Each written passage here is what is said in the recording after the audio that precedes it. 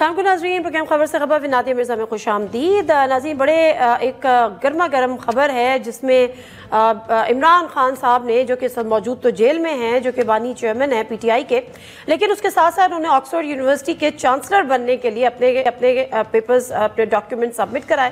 اس کا الیکشن لڑنے کا انہوں نے اعلان کیا، اور باقاعدہ طور پر اپنی ہی جو پی ٹی آئی کے رہنما ہیں زلفی بخاری صاحب، ان کو انسٹرکشن دی کہ وہاں پہ پیپرز جمع کرائیں، اور ان کے پیپرز جو ہیں وہ ہو بھی گئے ایکسیپٹ۔ اب یہاں پر معاملہ کیا ہے؟ معاملہ یہ ہے کہ جو ہمارے پاکستان کے ہونا تو بیسیکلی یہ چاہیے تھا کہ یہ پاکستان کے لیے ایک اعزاز کی بات ہونی چاہیے تھی کہ پاکستان میں بھی کوئی ایسی شخصیت ہے، یا کسی بھی پولیٹیکل پارٹی میں کوئی ایسی شخصیت ہے جو کم از کم آکسفورڈ کے چانسلر کے لیے اپنے کاغذات نامزدگی یا کاغذات جمع ایٹ لیسٹ کرا سکتی ہے، یا پھر کوئی الیکشن کانٹیسٹ کر رہی ہے۔ لیکن اس سے پاکستان کا نام بدنام نہیں ہوگا، اس سے پاکستان کو فائدہ ہی ہوتا، پاکستان کا ایک سافٹ امیج آتا، پاکستان کے وقار میں اضافہ ہو جاتا۔ لیکن وہ لوگ جو تمام کے تمام نفرت کی سیاست، برائی کی سیاست، گالم گلوچ کی سیاست، قومی مفاد کو نقصان پہنچانے کی سیاست والے سارے الزامات پی ٹی آئی پر لگاتے ہیں، وہ خود آج سفارہ ہو گئے، اور پوری کوششیں ہو رہی ہیں۔ میں بات کر رہی ہوں پی ایم ایل این کی۔ اب معاملہ ایسا لگ رہا ہے کہ نواز شریف صاحب جو لندن جا رہے ہیں، انہوں نے بھی آکسفورڈ کا الیکشن ہی کانٹیسٹ کرنا ہے چانسلر کا، اسی لیے وہ اتنی پی ایم ایل این جو ہے وہ مخالفت کر رہی ہے۔ مختصراً سے ڈیٹیل ہم آپ سے شیئر کرتے رہے ہیں، چلتے ہیں، کیونکہ جو بانی پی ٹی آئی کا آکسفورڈ یونیورسٹی کے چانسلر کا انتخاب لڑنے کا جو فیصلہ ہے، اس میں برطانیہ کی قدیم یونیورسٹی کے چانسلر کے لیے انتخاب 28 اکتوبر کو ہوگا۔ بانی پی ٹی آئی نے 18 اگست 2024 کو انتخاب لڑنے کا فیصلہ کیا۔ مسٹر خان زبانہ طالب علمی میں بھی آکسفورڈ یونیورسٹی کا حصہ رہے ہیں۔ 1972 کی اگر بات کریں تو اس میں فلسفہ، سیاست، اکنامکس کی تعلیم انہوں نے وہیں سے حاصل کی، جبکہ 1974 میں آکسفورڈ کرکٹ ٹیم کے کیپٹن بھی رہ چکے ہیں۔ اس کے علاوہ 2005 سے 2014 تک بریڈفورڈ یونیورسٹی کے چانسلر بھی رہ چکے ہیں۔ وہ دسمبر 2005 میں بریڈفورڈ یونیورسٹی کے 5ویں چانسلر بنے تھے۔ بانی پی ٹی آئی نے اب چانسلر کے الیکشن کا فیصلہ کیا تو شکایتی مہم شروع ہو گئی۔ آکسفورڈ کے درخواستوں میں مسٹر خان کو مناسب امیدوار قرار دیا جا رہا ہے۔ پیٹیشنرز کا کہنا ہے کہ عمران خان معتبر یونیورسٹی کے چانسلر بننے کے اہل نہیں ہیں، کیونکہ وہ مالی کرپشن میں ملوث ہیں، توشہ خانہ کیس میں سزا یافتہ ہیں۔ مسٹر خان کے خلاف، یعنی عمران خان کے خلاف درخواستوں میں 190 ملین پاؤنڈ کیس کا حوالہ بھی دیا گیا ہے۔ جہاں یہ سارے حوالے دیے جا رہے ہیں، وہاں پہ میرا یہ خیال ہے کہ عدالتوں کے ان فیصلوں کا بھی حوالہ جائے جو سوائے 190 پاؤنڈ کے تمام جو پچھلے کیسز تھے ان کو رد کر چکی ہیں، ردی کی ٹوکری میں ڈال چکی ہیں، کہ ان پہ وہ کیسز بنتے ہی نہیں ہیں۔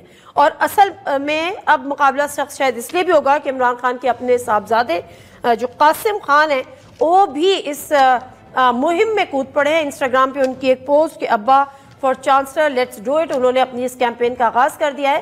تو حیرت کی بات ہے کہ پاکستان کا ایک شخص جو کہ آکسفورڈ یونیورسٹی کا چانسلر بننے کے لیے ایٹ لیسٹ اپلائی کر رہا ہے، ایٹ لیسٹ وہ کیپیبل ہے، لیکن اس معاملے کو بھی ہم نے سیاست کی نظر کر دیا ہے۔ سیاست تو ہے ہی ایسی بری چیز، اتحادی ہوتے بھی ہیں حکومت کے، لیکن اس کے باوجود بھی لو اینڈ ہیٹ ریلیشن شپ بھی چلتا رہتا ہے۔ یہی چیز ہم پنجاب میں یعنی پیپلز پارٹی اور پی ایم ایل این میں بھی دیکھ رہے ہیں۔ تو اتحادی لیکن تحفظات بھی ہیں، شکایتیں بھی ہیں، تنقید بھی ہے، لیکن ساتھ چلنا بھی ہے۔ ابھی حال ہی میں بلاول بھٹو زرداری صاحب نے کچھ مزید تنقید بھی کی ہے، اس حوالے سے ہم بات کریں گے۔ جی عزیز، ہمارے ساتھ موجود ہیں گورنر پنجاب جناب سردار سلیم حیدر صاحب، اور ان سے بات کریں گے۔ السلام علیکم سر۔ جی وعلیکم السلام۔ سر فرمائیے گا کہ پنجاب کے آپ گورنر ہیں، گورنرشپ آپ کو پنجاب میں ملی ہوئی ہے، پی ایم ایل این کے آپ اتحادی ہیں، کیسا تجربہ ہے، کیسا ٹائم گزر رہا ہے بحیثیت ایک اتحادی اور 7 سیٹ کے ساتھ اسمبلی کی؟ جی بسم اللہ الرحمن الرحیم، آپ کا بہت شکریہ۔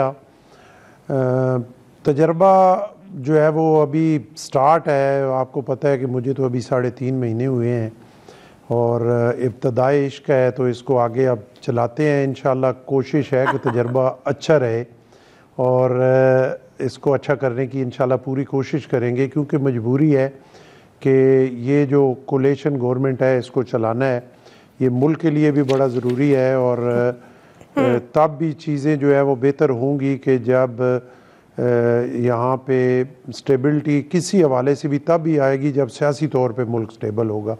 تو سیاسی طور پہ تب ہی سٹیبل ہوگا کہ یہ جو کولیشن گورنمنٹ ہے یہ آگے چلے.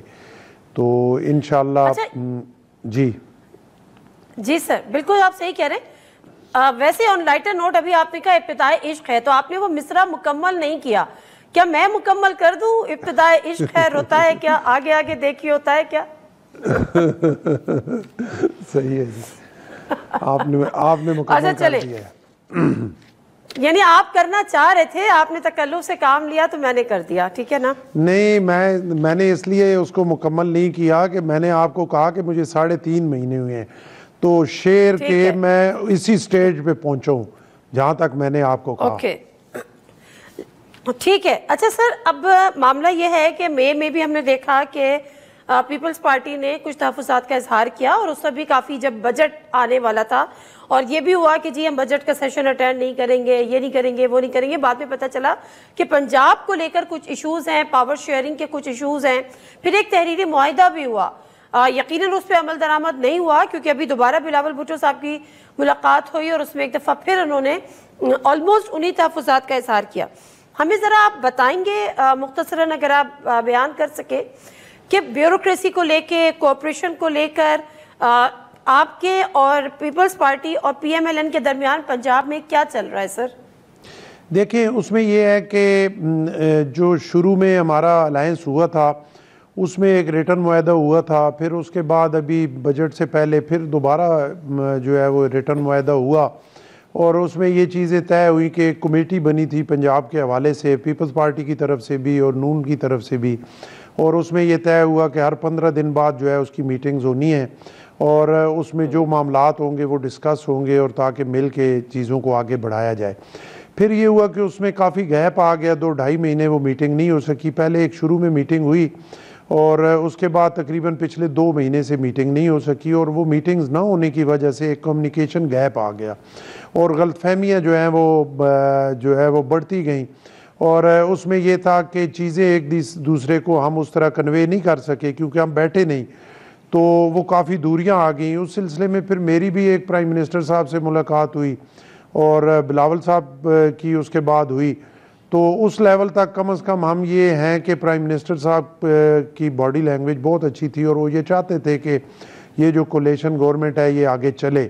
اسی کے سلسلے میں ابھی ایک میٹنگ جو ہے 3-4 دن پہلے ہوئی ہے، پھر ایک سب کمیٹی بنی ہے جس کی میٹنگ آج ہونی تھی، لیکن ہمارے لیڈر آف دی اپوزیشن یا پارلیمانی لیڈر جو ہمارے ہیں حیدر گیلانی صاحب، وہ ملک سے باہر تھے، انہوں نے اب آنا ہے. تو انشاءاللہ منڈے کو میٹنگ ہوگی، تو میرے خیال میں چیزیں جو ہے وہ انشاءاللہ بہتری کی طرف جائیں گی، کیونکہ ابھی جو یہ 2-3 میٹنگز ہوئی ہیں تواتر سے، ان میں یہ نظر آ رہا ہے کہ مسلم لیگ نون کی طرف سے بھی وہ چاہتے ہیں کہ چیزیں جو ہے وہ بہتری کی طرف جائیں، اور جو ایک ہمارا ریٹن معاہدہ ہوا ہے اس کے مطابق ہم آگے چلیں. تو میں یہ توقع کرتا ہوں کہ انشاءاللہ چیزیں بہتر ہو جائیں گی. سر آپ نے فرمایا کہ وزیر اعظم سے ملاقات ہوئی تھی اور ان کی باڈی لینگویج بھی ایسی تھی کہ وہ چاہتے تھے کہ یہ جو اتحاد ہے یہ آگے چلے اور چیزیں جو ہیں وہ بہتر ہوں. لیکن جن میٹنگز کا آپ حوالہ دے رہے ہیں کہ وہ میٹنگز ہی نہیں ہو پائیں جس میں یہ تمام تحفظات دور ہونے تھے، یا جو آپ لوگوں کا تحریری معاہدہ تھا اس پہ عمل درآمد پہ کام ہونا تھا، تو وہ وزیر اعظم تو وفاق کو ظاہر وفاق میں ہیں، پنجاب میں تو وزیر اعلیٰ مریم نواز شریف صاحبہ ہیں. تو باڈی لینگویج شہباز شریف صاحب کی اچھی ہے، بہت اچھی بات ہے، لیکن مریم نواز صاحبہ کی طرف سے کتنا کوآپریشن ہے؟ دیکھیں اس میں نا جیسے میں نے آپ کو کہا 2 مہینے کا گیپ آ گیا، اور جو ہے وہ جب میل ملاقات نہیں ہوتی، ایک دوسرے کو چیزیں اس طرح کنوے نہیں ہوتی، تو اس میں خرابیاں پیدا ہوتی ہیں. وہ 2 مہینے کے گیپ کی وجہ سے پھر جب پی ایم صاحب سے ہوئی تو اسی کے اس میٹنگز اور انہی شکایت کے حوالے سے کہ کافی جو ہے وہ دوری آ گئی ہے، تو یہ میٹنگز ہوئیں تواتر سے یہ 2.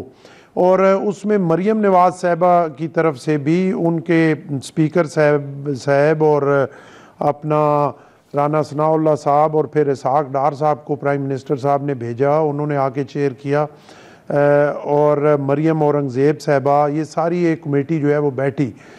اور یہ غالباً جو میرا خیال ہے سوموار یا منگل کو یہ میٹنگ ہوئی، اور جمعرات کو جمعے کو آج ہم نے دوبارہ یہ کیا کہ جو سب کمیٹی 3 لوگوں کی بنی ہے اس کی میٹنگ جمعے کو ہو جائے. تو وہ نون کی طرف سے جمعے کو آج کی میٹنگ ڈیسائیڈ تھی ہماری, کیونکہ متعلقہ ہمارے پارلیمانی لیڈر نہیں تھے, اس وجہ سے منڈے چلائی گئی. تو یہ 2 مہینے کی اس دیری کے بعد تواتر سے لگاتار جو میٹنگ شروع ہوئی ہیں, تو یہ اسی وجہ سے ہیں کہ پنجاب گورنمنٹ میں مریم نواز صاحبہ بھی یہ چاہتی ہیں کہ یہاں پنجاب کے حوالے سے جو تفاضات ہیں ان کو دور کیا جائے اور چیزیں جو ہے وہ بہتر ہوں. تو میں نے جیسے آپ کو کہا, پہلے آپ نے کئی دفعہ میرے انٹرویو سنے, ان 2 مہینے کے گیپ میں نے بالکل واضح طور پہ جو ایک دوری تھی اس کی نشاندہی میں کرتا رہا. لیکن اب ذاتی طور پہ میں سمجھتا ہوں کہ مجھے یہ لگ رہا ہے, جیسے میں آپ کو کہہ رہا ہوں, کہ اگلے چند دنوں میں انشاءاللہ جو ریٹرن معاہدہ ہے اس کے مطابق معاملات چلنا شروع ہو جائیں گے. اگر 100% نہیں ہوں گے تو لیکن کافی اس میں جو ہے وہ ہم بہتری کی طرف جائیں گے انشاءاللہ. ٹھیک ہے سر, آپ کے جو پچھلے انٹرویوز کا آپ بات کر رہے ہیں, میں نے تو یہ بھی سنا تھا کہ آپ نے کہا یہ اتحاد جو ہے یہ کوئی ہماری محبت نہیں ہے, یہ ہماری مجبوری ہے. وفاق میں تو مجبوری سمجھ میں آ جاتی ہے کہ ظاہر ہے کوئی گورنمنٹ کے کسی بھی پارٹی کے پاس کوئی ایسی سادہ اکثریت ہی نہیں تھی کہ وہ بغیر اتحاد کے حکومت بنائے. لیکن پنجاب میں آپ کی کیا مجبوری تھی سوائے اس کے کہ معذرت کے ساتھ کہ گورنرشپ لیں آپ؟ دیکھیں, پنجاب میں ہماری یہ مجبوری تھی کہ وفاق میں جب ہم ان کو سپورٹ کر رہے ہیں تو پنجاب میں ہم ان کی دوسری سائیڈ پہ بیٹھ کے اور حکومت کو گرانے کی کوشش تو نہیں کر سکتے نا. اگر ہم یہاں پہ جو ہے وہ ان کو سپورٹ نہیں کریں گے تو پھر وفاق والی جو سپورٹ ہے وہ بھی ڈاؤٹ میں جائے گی, اور یہاں کی چیزیں جو ہے وہ وفاق میں جائیں گی تو وفاق میں جو کولیشن گورنمنٹ ہے اس میں خرابی پیدا ہوگی. تو آپ اگر یہ سمجھ رہی ہیں یا یہ سوچ ہے کہ پنجاب میں جو ہے ہم اپوزیشن میں بیٹھتے اور وفاق میں ان کے ساتھ, وہ تو پھر وفاق کی گورنمنٹ بھی نہیں چل سکتی تھی. تو اسی وفاق کی مجبوری کی وجہ سے ہم جو ہے وہ پنجاب میں بھی ساتھ بیٹھے ہیں. اور سب سے بڑی مجبوری یہ ہے کہ جیسے میں آپ کو کہہ رہا ہوں کہ ملک میں سٹیبلٹی لانے کے لیے پولیٹیکلی ملک کو سٹیبل کرنا پڑے گا, اور جب تک ملک سٹیبل نہیں ہوگا پولیٹیکلی کوئی چیز سٹیبل نہیں ہوگی, نہ اکانومی سٹیبل ہوگی, نہ دہشت گردی کے حوالے سے بہتری ہوگی, نہ مہنگائی پہ کنٹرول ہوگا. یہ جب تک پولیٹیکلی ملک سٹیبل نہیں ہوگا تمام چیزیں جو ہے وہ خرابی کی طرف جائیں گی. تو یہ مجبوری ہے, اس مجبوری میں پیپلز پارٹی جو ہے وہ اس میں ساتھ بیٹھی ہوئی ہے. اور جیسے میں نے آپ کو کہا کہ ہماری بالکل آخری حد تک یہ کوشش ہے کہ یہ کولیشن گورنمنٹ جو ہے وہ چلے. مجبوری اور محبت کی تو آپ نے وضاحت کر دی. پولیٹیکل اسٹیبلٹی پہ آپ نے جو بات کی ہے اس سے میں یقیناً 100% ایگری ہوں, لیکن ذرا میں اس پہ بعد میں آؤں گی, کیونکہ پولیٹیکل اسٹیبلٹی صرف حکومتی جماعتوں کا مل بیٹھنا, حکومتی جماعتوں کا آپس میں بات چیت کرنا ضروری نہیں ہے. اس سے تو پولیٹیکل اسٹیبلٹی وہ تو گورنمنٹ کی اسٹیبلٹی ہو گئی, لیکن پولیٹیکل اسٹیبلٹی تو سر آپ مجھ سے کہیں بہتر یقیناً جانتے ہوں گے وہ ہوتی ہے جب آپ اپوزیشن کی جماعتوں کو بھی ساتھ لے کر چلتے ہیں, اور خاص طور پر ملک کی سب سے بڑی جماعت. لیکن اس پہ میں بعد میں بات کرتی ہوں. کل بلاول بھٹو زرداری صاحب جو ایک ایونٹ پہ وہ تقریر کر رہے تھے, وفاق کو تو اکثر وہ تنقید کا نشانہ مہنگائی وغیرہ کے حوالے سے بناتے ہیں, تھوڑی سی معاشی پالیسیز کے حوالے سے بناتے ہیں. وہ ایج لے لیتے ہیں کہ جی کیبنٹ میں ہم موجود نہیں ہیں تو ہماری حکومت نہیں ہے. But as far as Punjab is concern, پہلی دفعہ انہوں نے مریم نواز صاحبہ کے اس فیصلے کو یا اس اقدام کو بھی تنقید کا نشانہ بنایا جو انہوں نے بجلی کے سبسڈی کے حوالے سے کیا کہ 14 روپے جو ہے وہ ڈیولپمنٹ فنڈ سے پنجاب گورنمنٹ دے گی. ایک بات تو یہ کہ ظاہر ہے انہوں نے کہا کہ صرف ایک صوبے میں نہ ہو, دوسری بات یہ کہ ظاہر ہے اس قسم کے جو ہیں یہ کل وقتی ہوتے ہیں, دیر وقتی نہیں ہوتے. لیکن آپ کو لگتا ہے کہ یہ جو فیصلہ ہے پنجاب کی حد تک یہ صرف اور صرف پنجاب کا ہے یا اس میں وفاق کا بھی انپوٹ شامل ہوگا ان ٹرمز آف فائننس؟ دیکھیں بات یہ ہے کہ بلاول صاحب نے جو کہا تو ہمیں کہنا چاہیے. اگر ہم مثبت تنقید نہیں کریں گے تو چیزوں کو ٹھیک کرنے کے موقع کیسے ملے گا؟ اگر ہم یہ کہتے رہیں کہ واہ جی کیا بات ہے, مسلم لیگ نون کی گورنمنٹ تو بالکل 101% جو ہے وہ پنجاب میں بھی بہت زبردست کام کر رہی ہے اور سب کچھ ٹھیک ہے اور وفاق میں بھی سب کچھ ٹھیک ہے, تو ایسا تو نہیں ہے. ملک بڑی مشکل صورتحال میں ہے اور اس میں اگر ہم پازیٹیو تنقید نہیں کریں گے تو چیزیں بہتر نہیں ہوں گی. یہ تو اگر بلاول صاحب نے کہا تو ضرور مسلم لیگ نون بھی اس پہ سوچے گی، اس کو دیکھے گی، اور کہیں پہ اگر بہتری کی گنجائش ہے تو وہ کرے گی. اور اسی طرح اگر نون لیگ پیپلز پارٹی پہ تنقید کرتی ہے سندھ کے حوالے سے یا کسی طرح، ہم اس کو ویلکم کریں گے اور اس کو مثبت تنقید کو ہم مثبت طریقے سے لیں گے. نہیں وہ تو بیچارے تنقید کرتے ہی نہیں، وہ تو ابھی اس نہیں پوزیشن میں نہیں ہے کہ وہ تنقید کریں. دیکھیں نا، بات یہ ہے اگر وہ نہیں کرتے تو ان کی مہربانی ہے، لیکن وہ بے شک کریں.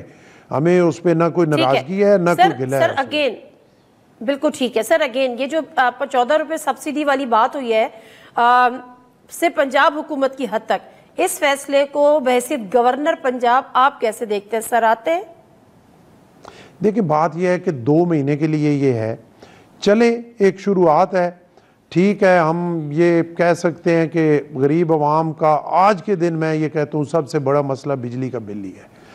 لیکن جیسے بلاول صاحب نے کہا یہ 14 روپے 2 مہینے کے لیے اس کا حل نہیں ہے. میں اس کو تنقید بالکل نہیں کرتا کہ یہ اچھا اقدام نہیں ہے، کیونکہ چلے 2 مہینے ہی صحیح سکھ کا سانس لینے کے لیے کچھ نہ کچھ عوام کو تھوڑا سا وہ ریلیف محسوس کریں گے، لیکن یہ اس کا پرماننٹ حل نہیں ہے. جیسے بلاول صاحب نے کہا اس وقت ان فیصلوں کا اثر جو ہے وہ بڑا اچھا جائے گا اور عوام کے لیے ریلیف ہوگا جب اس کا پرماننٹ حل ہوگا. جناب جی مختصر سا بریک، واپس آتے ہیں. Stay with us.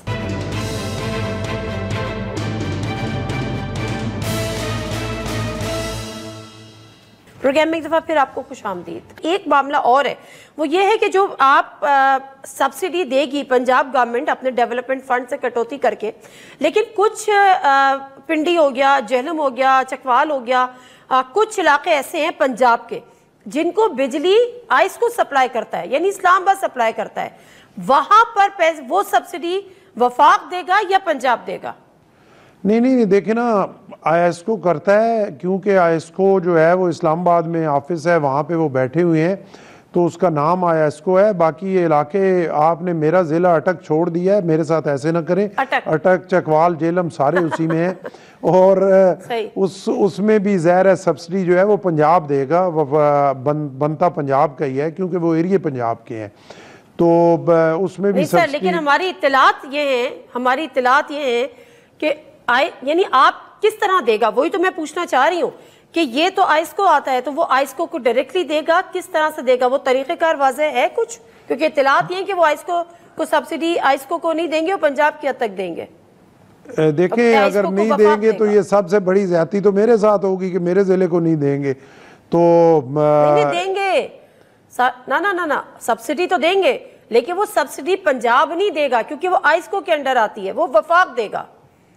دیکھیں بات تو ایک ہی ہے نا، وفاق میں بھی مسلم لیگ نون کی گورنمنٹ ہے، ڈرائیونگ سیٹ پہ بیٹھے ہیں، پنجاب میں بھی مسلم لیگ نون کی گورنمنٹ ہے، اور لوگوں کو تو وہ 14 روپے کا ریلیف مل رہا ہے نا، تو وہ وفاق دے یا صبح پنجاب دے تو بات تو ایک ہی ہے. نہ سر، معذرت کے ساتھ یہ ایک ہی بات نہیں ہے، یہ بہت بڑی ڈسکریمنیشن ہے. وفاق کی، بھلے آپ کی حکومت کی پی ایم ایل این کی ہو، لیکن وفاق کی ذمہ داری، وفاق کو تو ایک ہی نظر سے سب کو دیکھنا ہے، تمام صوبوں کو ایک ہی طریقے سے ہینڈل کرنا ہے. یہ کیسی بات ہے کہ اگر پنجاب میں چونکہ پی ایم ایل این کی حکومت ہے تو وفاق پنجاب کو زیادہ نوازے گا اور سندھ کو اور بلوچستان کو اور خیبر پختونخوا کو نظر انداز کرے گا؟ دیکھیں گزارش یہ ہے کہ بیٹے اور بھتیجے میں فرق ہوتا ہے نا. بندہ بچے اپنے بیٹے سے زیادہ پیار کرتا ہے، بھتیجے سے بھی کرتا ہے، لیکن وہ پھر سیکنڈ آپشن آ جاتا ہے. تو پنجاب اور وفاق جو ہے یہ تو آپ سمجھیں ایک ہی ہے نا، تو پھر ظاہر ہے وہ محبت تو ہوگی نا. تو یعنی آپ یہ کہہ رہے ہیں کہ چچا بھتیجی یا جو بھی آپ اس کو نام دیں، نہیں میں چچا بھتیجی نہیں کہہ رہا، نہیں دیکھیں نا میں وہ بات نہیں کر رہا، میں یہ بات کر رہا ہوں کہ جو مرضی ہو جائے، ایک پولیٹیکل پارٹی ہے اور پالیٹکس ہے، تو جتنا مرضی ہم کہتے رہیں کہ جی سب کے ساتھ برابری کا سلوک ہوگا، تو میرا خیال ہے وہ ممکن نہیں ہے، برابری کا سلوک نہیں ہو سکتا. تو اس کا مطلب ہے کہ سندھ کو آواز اٹھانی چاہیے، کم از کم پیپلز پارٹی کو تو اس ناانصافی پہ آواز اٹھانی چاہیے. سندھ کے لوگوں نے کیا قصور کیا ہے؟ کے پی نے کیا قصور کیا ہے؟ دیکھیں گزارش میری یہ ہے کہ سندھ کی آواز ابھی آپ نے میرے سے 2 منٹ پہلے اٹھائی ہے بلاول صاحب کی صورت میں، وہی سندھ کی آواز ہے. بلاول صاحب نے اور کیا آواز اٹھائی ہے؟ بلاول صاحب نے جو آواز، دیکھیں نا بلاول صاحب نے جو آواز اٹھائی ہے وہی سندھ کی آواز ہے، وہی پورے پاکستان کی آواز ہے. نہیں سر، بلاول صاحب نے آواز صرف یہ اٹھائی ہے کہ یہ کوئی پرماننٹ سولوشن نہیں ہے اور اس طرح نہیں ہونا چاہیے، but as far as this thing is concern کہ اور انہوں نے کہا کہ دیکھیں نا تو وہ پنجاب کو زیادہ نوازے گی، and you are happy with this. دیکھیں نا انہوں نے کہا کہ سب کے ساتھ اگر ہو تو پھر سب کے ساتھ یہ سلوک ہو، انہوں نے ساتھ یہ بھی کہا. ٹھیک ہے، آگے بڑھ جاتے ہیں. آصف نذیر تارڑ صاحب نے کہا کہ ان سے کسی نے پوچھا کہ عمران خان صاحب کا جو کیس ہے، اب میں آتی ہوں وہ پولیٹیکل اسٹیبلٹی کی طرف، عمران خان صاحب کا جو کیس ہے کسی نے پوچھا ملٹری کورٹس میں چلے گا، تو انہوں نے کہا کہ یہ پنجاب ڈیسائیڈ کرے گا، یہ پنجاب حکومت ڈیسائیڈ کرے گی کہ عمران خان صاحب کا کیس جو ہے وہ ملٹری کورٹس میں چلے یا نہیں. جی اب دیکھیں نا، جیسے اعظم نذیر تارڑ صاحب نے کہا وہ ہمارے لا منسٹر ہیں اور لا کو سمجھتے ہیں. اب قانون کو جو وہ سمجھتے ہیں، میں یہاں پہ بیٹھا ہوا اتنی سمجھ تو نہیں رکھتا، تو اور سپریم کورٹ کے وکیل ہیں اور وکیلوں میں بڑا ایک تکڑا مقام رکھتے ہیں، بڑے سینئر وکیل ہیں، تو انہوں نے اگر یہ کہا تو عینی اور قانونی طور پہ اس کی حیثیت ہوگی، تو پھر ضرور پنجاب نہیں فیصلہ کرنا ہوگا کہ عمران خان کا کیس جو ہے وہ ملٹری کورٹس میں جائے. نہیں تو آپ اگر بالفرض آپ کو یہ فیصلہ کرنا پڑ جائے، کیا فیصلہ ہوگا آپ کا؟ دیکھیں مجھے اگر یہ فیصلہ مفروضے پہ میرے سے کیوں کوئی آپ بات کرانا چاہتی ہیں، جب میرے پاس فیصلہ آئے گا تو انشاءاللہ میں بڑے تکڑے طریقے سے اس پہ فیصلہ کروں گا. چلے پیپلز پارٹی کی بات پوچھ لیتے ہیں، کیونکہ اطلاعات یہ تھی کہ پیپلز پارٹی اس کے خلاف ہے کہ ایک سویلین پرائم منسٹر کا جو کیس ہے وہ ملٹری کورٹس میں جائے. پیپلز پارٹی اس کے خلاف ہے. دیکھیں بات یہ ہے کہ پیپلز پارٹی جو بھی فیصلہ کرتی ہے وہ اپنی سی اے سی میں کرتی ہے. پارٹی قیادت کبھی اپنا کوئی فیصلہ جو ہے وہ پارٹی کی رائے پہ ٹھوستی نہیں ہے. ان کی ویٹو پاور ہے، وہ کر سکتے ہیں لیکن وہ نہیں کرتے. ہماری ہر چیز سی اے سی میں جاتی ہے. ابھی جب نون لیگ کے ساتھ ہمارا الائنس تھا تو شروع میں ساری چیزیں سی اے سی میں رکھی گئیں، وہیں پہ ڈیسائیڈ ہوا کہ ہم نے جو ہے وزارتیں نہیں لینی. آج تک ہم اس فیصلے پہ جو ہے کھڑے ہیں، وہیں پہ ڈیسائیڈ ہوا ہم نے آئینی عہدے لینے ہیں، وہ ہم نے لیے. تو ابھی تک عمران خان کے حوالے سے، ملٹری کورٹس کے حوالے سے کوئی چیز پارٹی میں ڈسکس نہیں ہوئی. تو جب پارٹی میں ڈسکس ہوئی گئی سی اے سی. جی جی جی جی جی ٹھیک ہے. نواز شریف صاحب لندن کا پروگرام بنا رہے ہیں، کچھ اطلاعات ہے کیوں جا رہے ہیں اور کب جا رہے ہیں؟ دیکھیں میرے علم میں تو ایسی کوئی بات نہیں ہے کہ میاں صاحب لندن کا پروگرام بنا رہے ہیں، اور اگر وہ جانا چاہتے ہیں تو لندن جا کے تو پھر واپس آ جائیں گے. کون سا ایسا ایشو ہے؟ پہلے بھی وہ لندن میں تھے، پھر پاکستان بھی آ گئے. ٹھیک ہے، بہت شکریہ سلیم حیدر صاحب آپ کے ٹائم کا. گفتگو کر رہے تھے سردار سلیم حیدر صاحب سے. اور اصل جو معاملہ تھا وہ پیپلز پارٹی اور پی ایم ایل این کے درمیان کچھ ورکنگ ریلیشن شپ کا، جس میں کچھ اعتماد کا فقدان تھا یا تھوڑا سا ایک جس کو کہہ لیں کچھ تحفظات تھے پیپلز پارٹی کے، لیکن کچھ دن پہلے تک تھے، جس طرح سے گورنر صاحب کہہ رہے ہیں کہ امید ہے کہ وہ اب دور ہو جائیں گے. آج بھی ایک شیڈیول تھی ملاقات، لیکن بہرحال وہ نہیں ہو پائی. پیپلز پارٹی کی طرف سے کوئی کنسرن پرسن جو تھے وہ یہاں پر تھے نہیں. گیلانی صاحب بریک لیتے ہیں، بریک سے واپس آئیں گے، ذرا بلوچستان کی صورتحال پر بات کریں گے. بلوچستان کا جو معاملہ ہے وہ کوئی نیا تو نہیں ہے. پیپلز پارٹی کی حکومت جو 2008 میں آئی تھی تو اس وقت بھی آغاز حقوق بلوچستان کا آغاز باقاعدہ طور پر ہوا تھا، اور ہاتھ جوڑ کر صدر آصف زرداری صاحب نے معافی بھی مانگی تھی. لیکن جو زخم ہیں وہ بھرے کیوں نہیں، ان کا مرہم کیوں نہیں رکھا گیا؟ بریک لیتے ہیں، بریک سے واپس آتے ہیں. آج بلوچستان کہاں کھڑا ہے اس پہ بات کریں گے.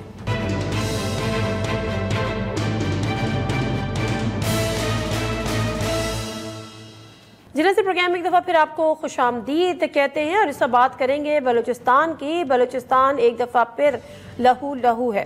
26 اگست کے دہشت گرد حملوں میں 50 سے زائد جانیں گئی ہیں. شودہ میں 14 سیکیورٹی اہلکار بھی شہید ہوئے. سیکیورٹی فورسز کی کارروائی میں 21 دہشت گردوں کی ہلاکت ہوئی. بلوچستان میں خون ریزی. رواں سال 117 حملے اب تک ہو چکے ہیں، جس میں 149 اموات ہو چکی ہیں. سب سے زیادہ 62% حملے کلدم بی ایل اے نے کیے.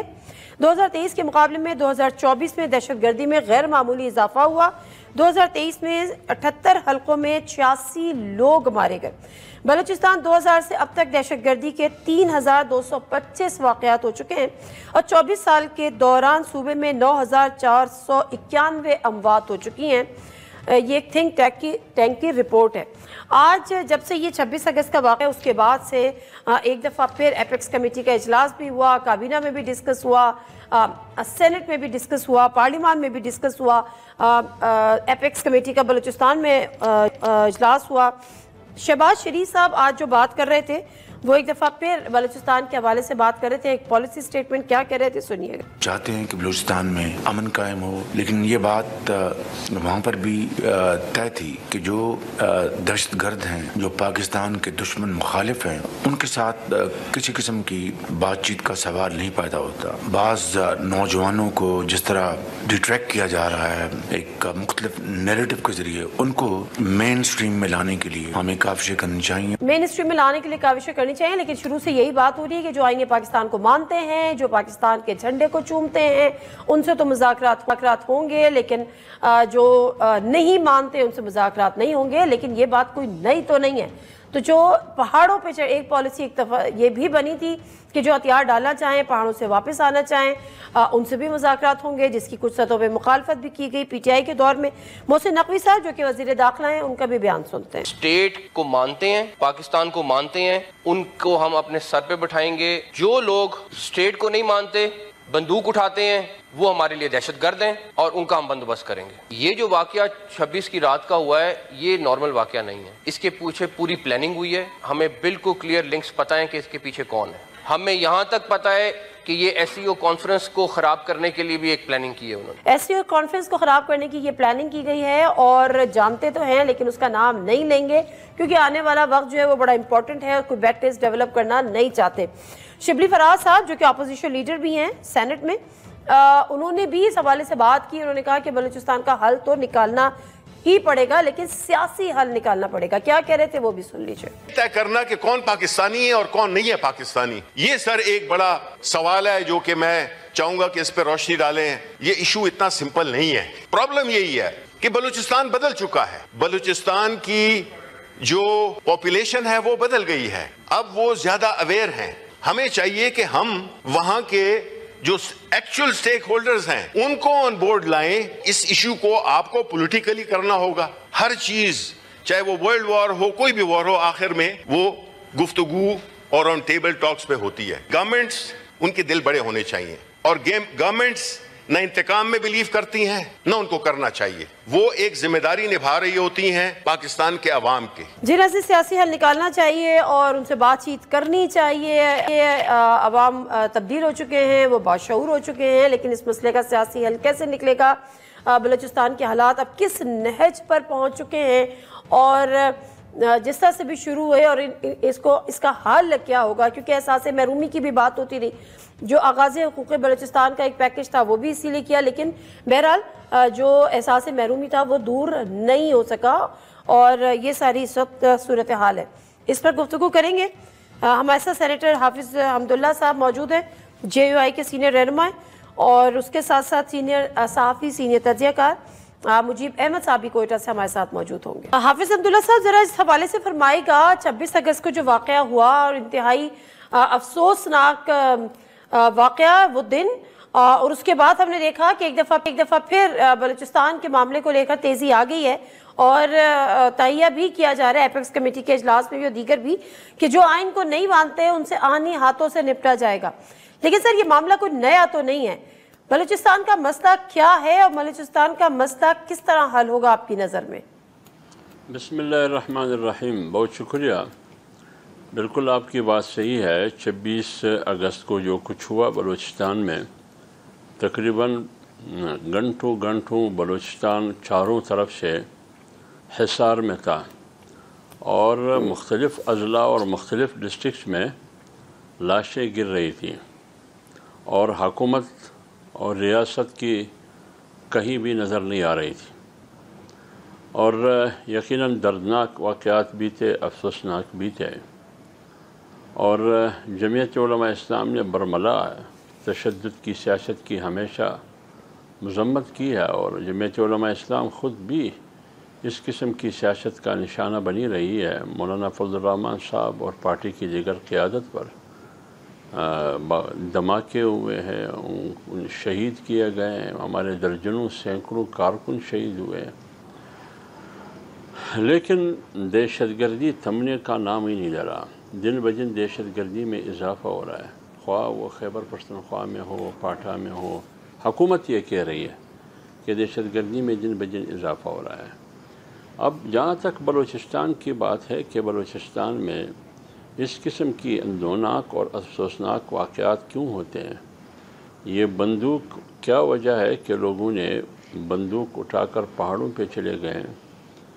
اب میرے خیال میں 48 اور 49 سے لے کر آپ کے خیال میں بلوچستان میں کتنے آپریشنز ہوئے ہیں. لہٰذا یہ ایک تسلسل ہے، اور اس تسلسل کو، اس سمندر کو کوزے میں بند کرنا یہ آپ کے شو میں 10 منٹ اور 15 منٹ میں یہ ناممکن ہے، یہ نہیں ہو سکتا. آپ نے بات کی کہ وفاق نے یا وزیر اعظم جو آیا تھا کوئٹہ اور اس کے ساتھ انٹیریئر منسٹر بھی تھا، انہوں نے کہا کہ جو آئین کو نہیں مانتے اس کو ہم معاف نہیں کریں گے. جو آئین کو مانتے ہیں بے شک وہ ہمارے شہری ہے، ہمارے بھائی ہے، پاکستانی ہے. وزیر اعظم کا یہ سٹیٹمنٹ ہے، لیکن سوال یہ ہے نواب اکبر خان بگٹی تو آئین کو مان رہے تھے. نواب اکبر خان بگٹی نے آئین سے وفاداری کا حلف لیا تھا. ان کے 4 MPs جب نواب بگٹی کے خلاف آپریشن شروع تھا اور پھر ان کو نشانہ بنایا گیا، 4 MPs بلوچستان اسمبلی میں تھے. باقاعدہ پاکستان کی آئین پر ان کو یقین تھا، پارلیمنٹ پر یقین تھا، جمہوریت پر یقین تھا، اور پاکستان کو بھی تسلیم کرتے رہے. کہیں بھی انہوں نے نہ کسی ہسپتال کو دھماکے سے اڑایا، نہ کسی اسکول کو، نہ پاکستان کے جھنڈے کو جلایا، نہ پاکستان کے خلاف نعرہ لگایا نواب اکبر بگٹی نے. وہ تو آئین کو بھی مان رہے تھے، پارلیمنٹ کو بھی تسلیم کرتے رہے، اور باقاعدہ ان کے لوگ پارلیمنٹ میں بیٹھے تھے. پھر ان کو کیوں نشانہ بنایا گیا؟ وہ تو آئین مان رہا تھا. پھر کس چیز کی سزا ملی؟ لہٰذا یہ باتیں کرنا کہ جو آئین مانتا ہے وہ بھائی بھائی، جو نہیں مانتا ہے وہ دشمن، تو پھر نواب اکبر بگٹی کا جواب دیں، نواب نوروز کا جواب دیں.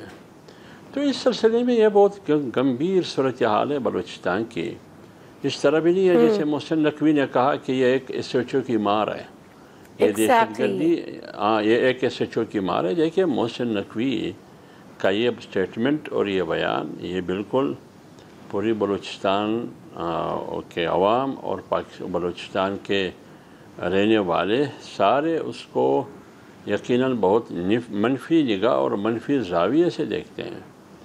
اور اگر آپ کہتے ہیں کہ ایک SHO کی مار ہو تو کیا مطلب آپ بلوچستان ایک راؤ انور جیسے بندے کے حوالے کریں گے تاکہ وہ دن میں 20 لاشیں گرائیں، 40 لاشیں گرائیں؟ یہ آپ کو اجازت کون دے گا؟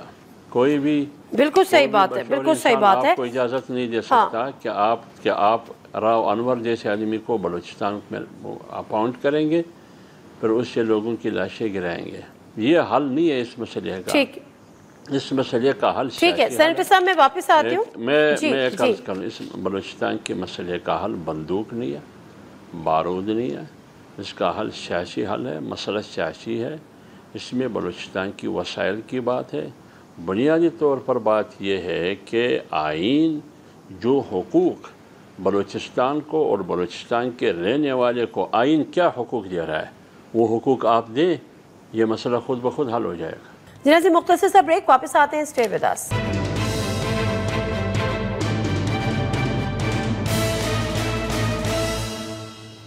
پروگرام میں ایک دفعہ پھر آپ کو خوش آمدید. مجیب یہ بتائے گا کہ اب یہ بات تو بالکل درست ہے کہ ہر مسئلے کا حل جو ہے وہ سیاسی ہی ہوتا ہے، فوجی آپریشن نہیں ہوتا. لیکن ہر دفعہ ایک SHO کی مار ہے یا اس قسم کے سٹیٹمنٹس دے دینا.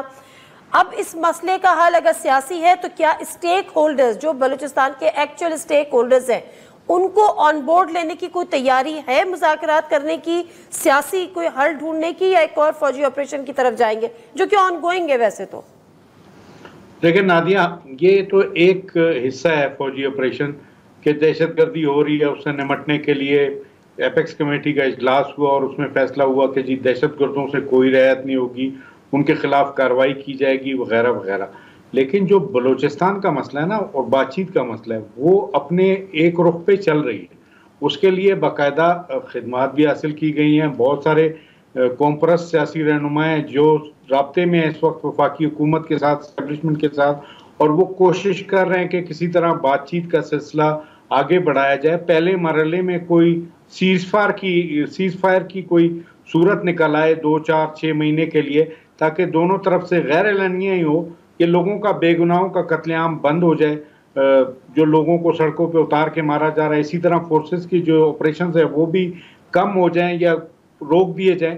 تو ایسی صورتحال کے لیے کچھ کانفرنس رہنما آن بورڈ ہیں، ان سے بات چیت بھی کی جا رہی ہے. لیکن نادیہ، یہاں پہ آپ کو ذہن میں رکھنا ہوگا کہ بلوچستان کا، جیسے حافظ صاحب نے کہا کہ پولیٹیکل بات چیت سے ہوگا، بات چیت سے پہلے آپ کو یہ دیکھنا ہوگا کہ یہ مسئلے جنم کیسے لے رہے ہیں جو 70 سال سے ہم حل نہیں کر پا رہے. بلوچستان کے وسائل سے بلوچستان کے عوام کو کچھ نہیں ملتا. یہاں پہ حکومت جن کی بھی رہی وہ بلوچستان کے ہی لوگ تھے. وزیر اعلیٰ بلوچستان یا گورنر بلوچستان، وزیر اعلیٰ تو تمام کے تمام بلوچستانی تھے، گورنر بھی میجورٹی بلوچستان کے ہی رہے. اسی طرح وفاق میں بھی ان کی نمائندگی ہوتی تھی، لیکن بلوچستان کے لیے انہوں نے کیا کچھ نہیں. آج بھی مسئلہ یہ ہے کہ بلوچستان میں کرپشن سب سے بڑا مسئلہ ہے، گورننس یہاں پہ نہیں ہے، تعلیم، صحت، پانی کی سہولیات اور سڑکیں ناپید ہیں، بنیادی سہولتیں یہاں پہ نہیں ہیں. تو ایسے میں جو نوجوان ہیں ان کو ورگلانا آسان ہوتا ہے. مطلب ہم نے اسباب خود پیدا کیے ہیں. نوجوانوں کو اگر کوئی ورگلا رہا ہے، بیرونی طاقتیں استعمال کر رہی ہیں، ان کو یوز کر رہی ہیں، تو اس کے اسباب تو کہیں نہ کہیں ہمارے سیاسی طور پہ پیدا کر رہے ہیں نا. وقتی طور پہ یہ ہوتا ہے کہ آپریشنز جو ہے وقتی مسائل کا حل ہے. دہشت گردی کا ہم نے یہ دیکھا کہ ہر 10-12 سال بعد یہ لہر دوبارہ اٹھتی ہے. 2006 میں نواب اکبر بگٹی کے بعد یہ لہر شدت اختیار کر گئی تھی اور یہ 2011-12 تک چلی. اس کے بعد یہ کام ڈاؤن ہوتی گئی. ہونا تو یہ تھا کہ اس دہشت گردی سے نمٹنے کے لیے فورسز نے آپریشنز کیے، انٹیلیجنس ایجنسیوں کامیابی سے کارروائی کرتی رہیں. اس کے بعد معاملات کو لے کے چلنا تھا پولیٹیکل گورنمنٹس نے، جو انہوں نے نہیں کیا. ان 10 سالوں کے دوران نہ تو بنیادی مسائل پر توجہ دی گئی، نہ اس طرف کوئی کیا گیا. آج وہ دہشت گردی کا عفریت پھر دوبارہ سر اٹھا چکا ہے، اور اس کی وجہ یہ ہے کہ جو 2011-12-13 میں بچے تھے اسکولوں کے، وہ اب کالج یونیورسٹی میں پہنچ گئے، اور وہ وہی دیکھ رہے ہیں کہ جو اس وقت ہو رہا تھا کہ ہمارے لیے تو انہوں نے کچھ بہتری کا سامان کیا نہیں، تو جو ان کو ورگلا رہا ہے وہ اسی رخ پہ چلتے جا رہے ہیں. بالکل صحیح بات. اور پھر آسان ہوتا ہے نا ایسے میں. اچھا، ایک اور چیز حافظ صاحب بڑی آسان ہوتی ہے کہ وہ ہم نے یہ دیکھا کہ ابھی جو حالیہ واقع ہے، وہ یہ واقعات پہلے بھی ہوئے تھے کہ جی آپ نے بس روکی، بس سے لوگوں کو اتارا، ان کے شناختی کارڈ چیک کیے، پنجاب کے تھے تو ان کو 23 لوگوں کو وہاں پر انہوں نے قتل کر دیا. اب اس کے بعد دشمن نے اس موقع کا فائدہ اٹھایا اور ایک ایتھنیسٹی کا رنگ دینے کی بھی اس کو کوشش کی، آلدو کہ ہے تو واقعہ ہے بہرحال ایتھنیسٹی کا. اب جو لاشیں پنجاب جاتی ہیں تو وہ یہ سوال کرتے ہیں کہ وائے پنجابی، تو یہ معاملہ کیا ہے، یہ بلوچوں اور پنجابی والا معاملہ؟ نہیں، میرے خیال میں دیکھیں، بی بی نہ پنجابی اور بلوچ کا مسئلہ ہے، نہ پشتون اور پنجابی کا مسئلہ ہے، کوئی مسئلہ نہیں ہے. اگر آپ بات کرتے ہیں پنجابی اور بلوچ کی، لیکن 26 اگست کو صرف پنجابی نشانہ نہیں بنے، وہ ہمارے بھائی ہے، اور اس میں پٹھان بھی تھے، بلوچ بھی تھے، اس میں عام لوگ بھی تھے، اس میں فورسز بھی نشانہ بنے. جتنی گاڑیاں جلا دی گئی، یہ ساری گاڑیاں پشتون بھائیوں کی تھیں. لاشیں جو گری اس میں پنجابی بھائی بھی تھے اور پٹھان بھی تھے، بلوچ بھی تھے، کیونکہ صرف مستقل میں تو نہیں تھا یہ واقعہ، یہ تو مختلف اضلاع میں واقعات ہوئے. تو اس لیے اس مسئلے کو یہ رنگ دینا کہ یہ بلوچ اور پنجابی کی مسئلہ ہے، یا یہ پشتون اور پنجابی کی ہے، یا جو بھی نام، یہ مناسب نہیں ہے. اصل دیکھیں، یہ دیکھنا ہوگا ہم نے کہ ہم نے اس 76 سال میں کبھی یہ کوشش کی ہے کہ ہم پاکستان کو ایک قوم کیسے بنائیں گے. ہم نے ایک منصوبے کے تحت پاکستان کو فرقواریت میں بھی تقسیم کیا، لسانیت پر بھی تقسیم کیا، علاقائیت پر بھی تقسیم کیا، باقاعدہ منصوبے کے تحت. ہم بار بار کراچی آپ کے سامنے، کراچی میں کیا لڑائیاں مہاجر اور غیر مہاجر کے درمیان نہیں ہوئی، مہاجر اور سندھی کی لڑائی نہیں ہوئی. اس کے پیچھے کون تھا؟ یہ کون آج کیوں نہیں ہو رہا ہے؟ یہ 80 کی دہائی میں کیوں، 90 کی دہائی میں کیوں؟ محرکات کیا تھے، عوامل کیا تھی؟ یہ بلوچستان میں جو کچھ ہو رہا ہے 2006، آپ دیکھیں 2006 سے پہلے بلوچستان کی صورتحال آپ دیکھیں بالکل ٹھیک ٹھاک چل رہا تھا، اگرچہ آپ نے 48 49 اس کے بعد 49 اور اس کے بعد مختلف آپریشنز ہوئے، لیکن 2006 سے پہلے وہ دہائی آپ دیکھیں یا 15 سال آپ دیکھیں کہ بلوچستان میں امن ایک مثالی امن تھا۔ جب 2006 میں آپ نے کہا کہ میں نواب اکبر بگٹی کو وہاں سے ہٹ کروں گا جو نواب بگٹی کو پتہ ہی نہیں چلے گا، اس کے بعد آج تک پھر آپ بلوچستان کی صورتحال دیکھیے، کبھی سنجیدگی کے ساتھ بلوچستان کے مسئلے کی حل کی کوشش کی گئی ہے۔ یعنی 2008 سے 2013 کے درمیان 2013 سے پھر 2018 مختلف وفود وفاقی وزراء کمیٹیاں تشکیل دی گئی کہ بلوچستان کے مسئلے کا حل، لیکن آج تک یہ پوچھا جا رہا ہے کہ بلوچستان کا مسئلہ کیا ہے۔ نہ میں سمجھا سکا آپ کو یا پوری حکومت کو کہ بلوچستان کا مسئلہ کیا ہے، نہ انہوں نے سمجھنے کی کوشش کی کہ بلوچستان کا مسئلہ کیا ہے۔ سب سے بڑی ستم ظریفی یہ ہے کہ یہ سلسلہ جاری ہے مہینے سے نہیں، سال سے، دہائیوں سے آج تک ہمیں یہ پتہ نہیں ہے کہ بلوچستان کا مسئلہ ہے کیا۔ پھر آپ مجھے بتائیں کہ ہم مسئلے کے حل میں سنجیدہ ہے یا نہیں۔ جب ہم مسئلے کا حل نکالتے ہیں بارود سے، بندوق سے، کیوں؟ بالکل ٹھیک ہے۔ کیا مسئلے کا کوئی، امریکہ نے 20 سال لڑائی کی، نیٹو 50 ممالک نے افغانستان میں، آخر طالبان کے ساتھ بیٹھ کے قطر میں دوحہ مذاکرات کیے یا نہیں کیے؟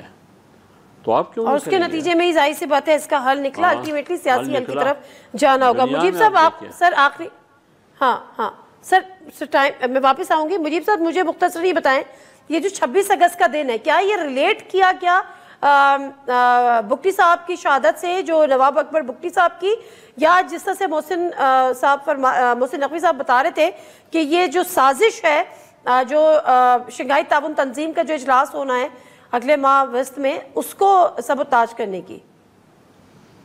دیکھیں 26 اگست کی بلوچستان کے حوالے سے اہمیت بے حد زیادہ ہے، اور اس طرح کے واقعات عموماً ہوئے ہیں مگر اتنی شدت سے نہیں ہوئے۔ اس کو اس سے منسوب ضرور کیا جا سکتا ہے، مگر جو کالعدم تنظیمیں ہیں جنہوں نے کارروائی کی انہوں نے اس کو بہرحال اس سے منسوب نہیں کیا۔